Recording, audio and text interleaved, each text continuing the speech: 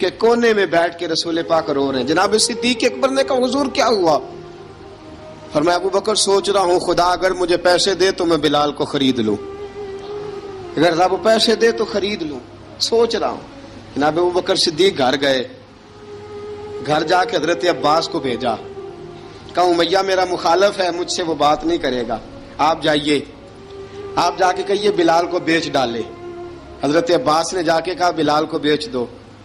کہنے لگا میری قیمت بہت زیادہ ہے، 50 دینار کا میں نے خریدا ہے اور میں منافع لے کے بیچوں گا. حضرت عباس نے آ کے جناب صدیق اکبر کو بتایا تو ابو بکر صدیق فرمانے لگے چل مجھے ساتھ ہی لے جا، دیکھ لیتے. پہنچے، جب ابو بکر صدیق کو آتے دیکھا نا تو چڑ گیا.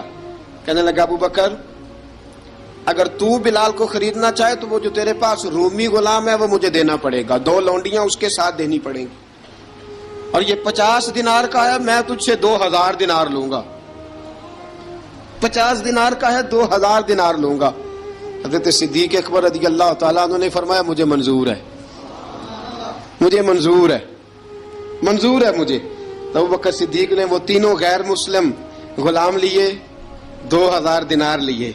حضرت عباس نے بھی کلمہ نہیں پڑھا تھا. کہنے لگے ابو بکر تو کامیاب تاجر ہے، کیا کرنے لگے ہو؟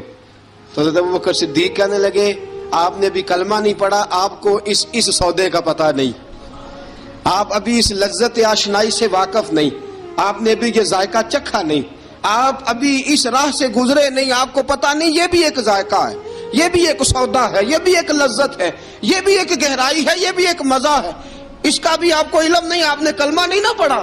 محبت کو سمجھنا ہے تو نہ سے خود محبت کر، کنارے سے کبھی اندازہ طوفان نہیں ہوتا. فرمایا ابھی تو راہ گزر میں ہے، کہہ دے مقام سے گزر، ابھی ذرا آگے چلیں گے نا، جب آپ کلمہ پڑھیں گے تو آپ کو پتہ چلے گا. حضرت سیدنا بلال حبشی کو لینے کے لیے صدیق اکبر پہنچے، 2000 دینار، 3 غلام پڑھے لکھے سیانے سمجھدار. جب دیے نا تو امیہ کھل کھلا کے ہنسا، کہنے لگا ابو بکر بڑے گھاٹے کا سودا کیا تو نے، ابو بکر تو نے بڑے گھاٹے کا سودا کیا ہے. یہ پڑھا لکھا مجھے دے کے جا رہا ہے اور یہ ان پڑھ تو لے کے جا رہا ہے، یہ خوبصورت رومی غلام دے کے جا رہا ہے اور یہ حبشی کالے رنگ کا تو لے کے جا رہا ہے، اور 50 دینار کا غلام 2000 دینار میں تو لے کے جا رہا ہے. اتنے گھاٹے کا سودا، اتنی بڑی نادانی. حضرت جناب سیدنا صدیق اکبر رضی اللہ تعالیٰ کہنے لگے امیہ تو کافر ہے، لیکن تو نے ابھی بھی پیسے تھوڑے مانگے ہیں، تو نے بلال کا رنگ دیکھا ہے، میں نے مصطفیٰ کے عشق کا رنگ دیکھا ہے. فرمایا تو ابھی اس کے رنگ میں الجھا ہوا ہے اور میں جو اس کے باطن کا حسن ہے وہاں تک پہنچ گیا ہوں. حضرت سیدنا بلال حبشی رضی اللہ تعالیٰ عنہ ساتھ کھڑے. ابو بکر صدیق رضی اللہ تعالیٰ عنہ نے ارشاد فرمایا اگر میں یمن کا حکمران ہوتا، یمن کا بادشاہ ہوتا، اور تو مجھے کہتا کہ بلال میں تب دوں گا جب تو مجھے یمن کی حکمرانی دے گا، فرمایا میں تجھے یمن کی حکمرانی بھی دے دیتا لیکن بلال کو ضرور خرید کے لے جاتا. حضرت بلال حبشی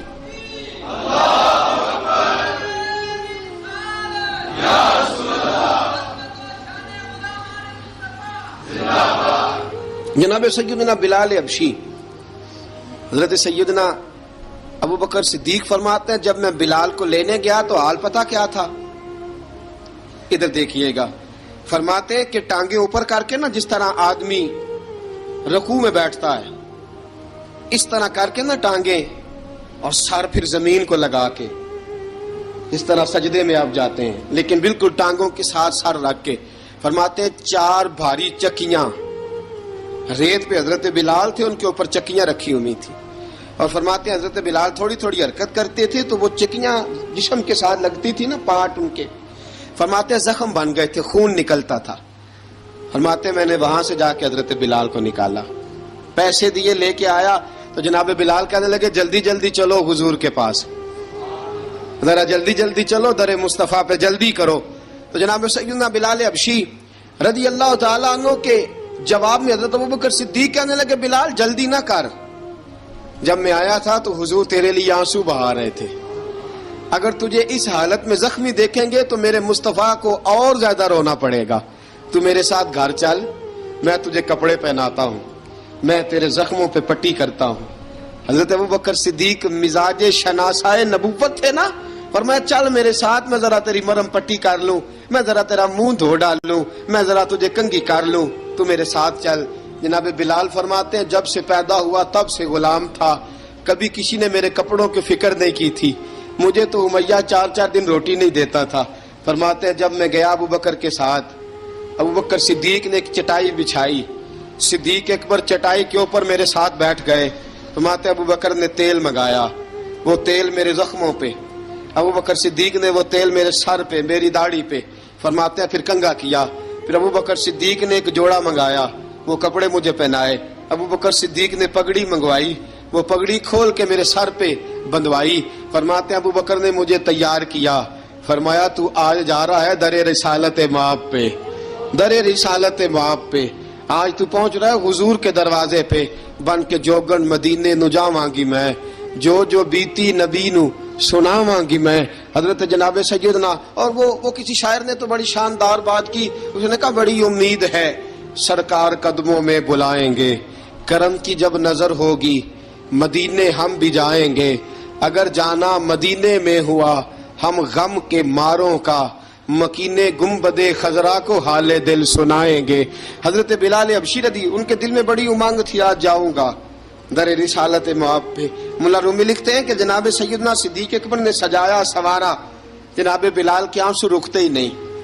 کہا باپ ہوتا ہے جو خدمتیں کرتا ہے، میں نے آنکھ کھولی تو باپ کا سایہ تو میں نے دیکھا ہی نہیں، اور فرمایا ماں تھی تو ماں جب بھی میں کام کر کے آتا تھا تو مجھے دیکھ کے میری اماں بس رو دیا کرتی تھی۔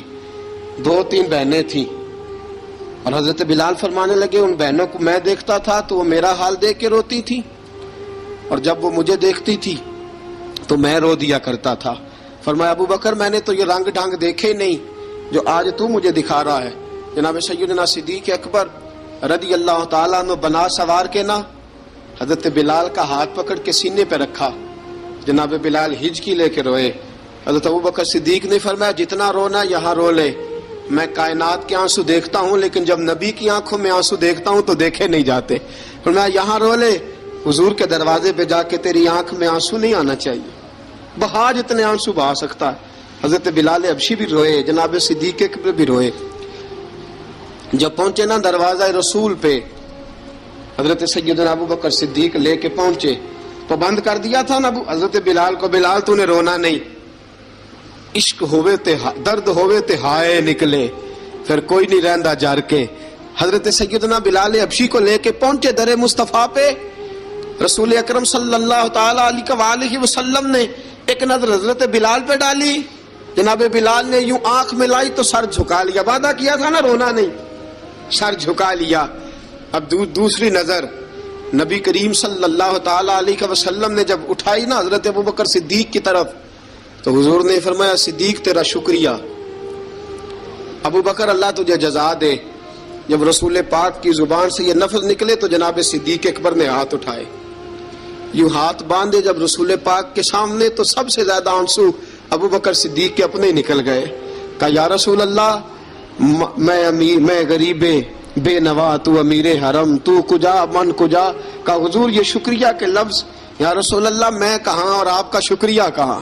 نبی پاک صلی اللہ علیہ وسلم نے فرمایا ابو بکر کاش تو تھوڑے سے پیسے میرے بھی ملا لیتا، بلال کو خریدنے میں میرا بھی حصہ ڈال لیتا، میں چاہتا تھا۔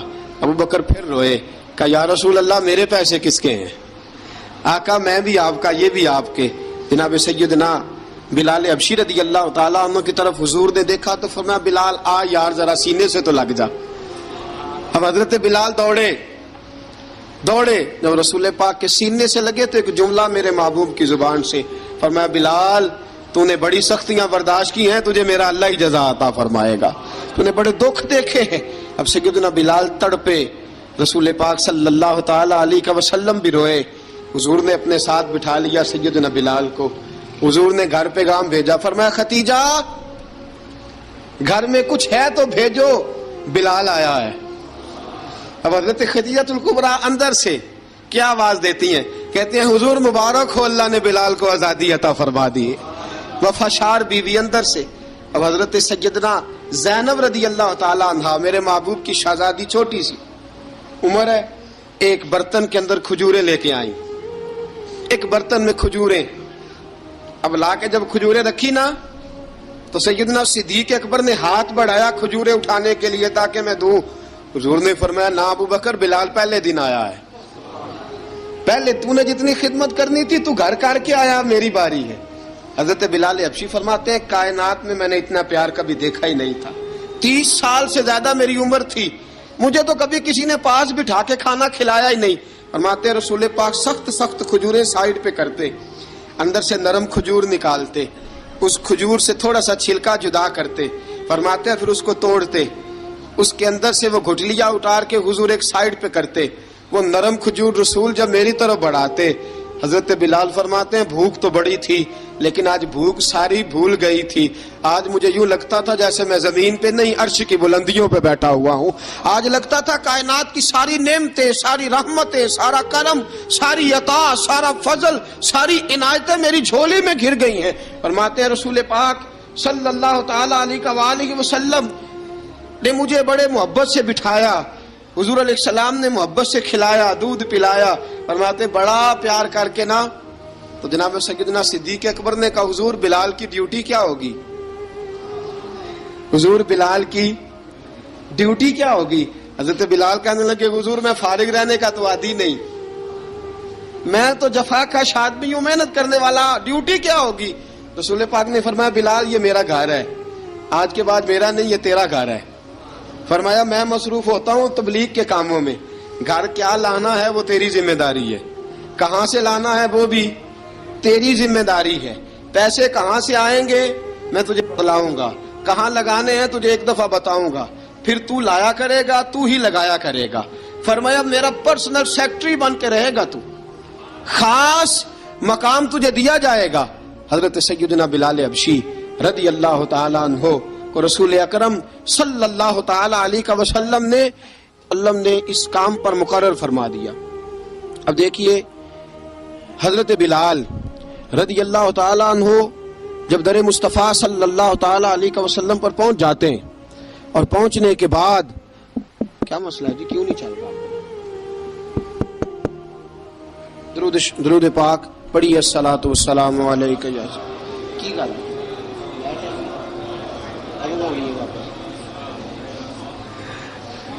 میں یہ گزارش کر رہا تھا کہ حضرت بلال حبشی رضی اللہ تعالیٰ عنہ کو رسول پاک نے یہ ڈیوٹی عطا فرما دی. اب پتہ کیا ہوتا، حضرت پردے کی آیتیں تو ابھی آئے نہیں تھی. حضرت بلال رضی اللہ تعالیٰ عنہ رسول پاک کے ساتھ نکلتے تبلیغ کے لیے، کسی کام کے لیے، سودا صرف لاتے بازار سے. یہ مکے کے دنوں کی بات ہے، مکے کے دنوں کی. سودا صرف بازار سے لاتے. اب 4 بیٹیاں تھیں حضرت خدیجہ الکبریٰ کی، گھر کے کام کاج ہوتے تھے.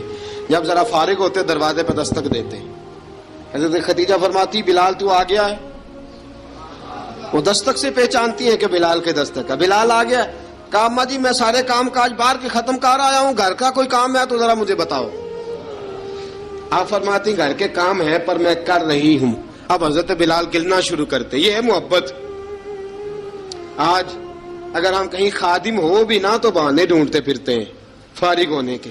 حضرت بلال فرماتے آپ نے چکی پیس لی ہے، گھر میں جھاڑو دے لیا ہے، بچوں کے لیے دودھ آ گیا ہے، بکریوں کا دودھ دھو لیا گیا ہے. ایک ایک کام پوچھتے. اب حضرت خدیجہ الکبریٰ فرماتی یہ بھی ہو گیا، یہ بھی ہو گیا، چکی رہ گئی ہے پیسنے والی. فرماتے ذرا دروازہ کھول دو میں پیس ڈالتا ہوں. حضرت بلال گھر کی چکی پیستے، گھر کے کام کاج کرتے. ایک دن نہ دار ارقم میں رسول پاک تھے تو باہر سے کچھ شورش ہوئی. حضرت بلال حبشی کہنے لگے حضور ایک نیزہ نہیں منگوا دیتے مجھے؟ ایک نیزہ. ساری دنیا حضرت بلال کو مؤذن رسول سمجھتی ہے اور ہیں بھی، لیکن حضرت بلال سب سے پہلے نیزہ بردار بھی ہیں.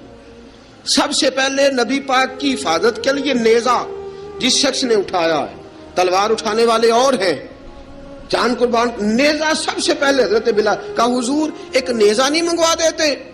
بلال کیا کرنا ہے؟ کہا یا رسول اللہ یہ کافر ہلکی پھلکی شرارت کرتے رہتے ہیں، ذرا میرے ہاتھ میں نیزہ ہوگا نا تو قریب کوئی نہیں آئے گا. یہ کرتے رہتے ہیں نا ہلکی پھلکی شرارت، باز نہیں آتے. نیزہ دے دیں گے نا تو قریب کوئی نہیں آئے گا. اب رسول پاک نے نیزہ دے دیا، منگوا دیا. اب حضرت بلال کے ہاتھ میں نیزہ ہوتا، رسول پاک کے آگے آگے چلتے، آگے آگے آگے آگے.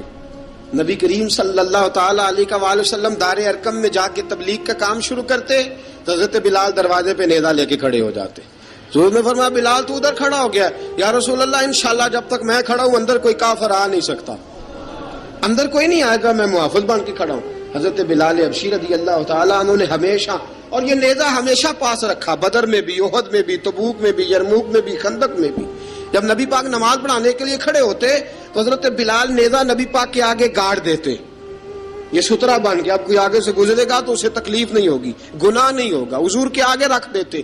حضرت بلال حبشی نے مکے کے 13 سال سابقون الاولون میں سے ہیں. آپ لوگ اس ویڈیو کو بہت دھیان سے دیکھنا. یہ بوڑھی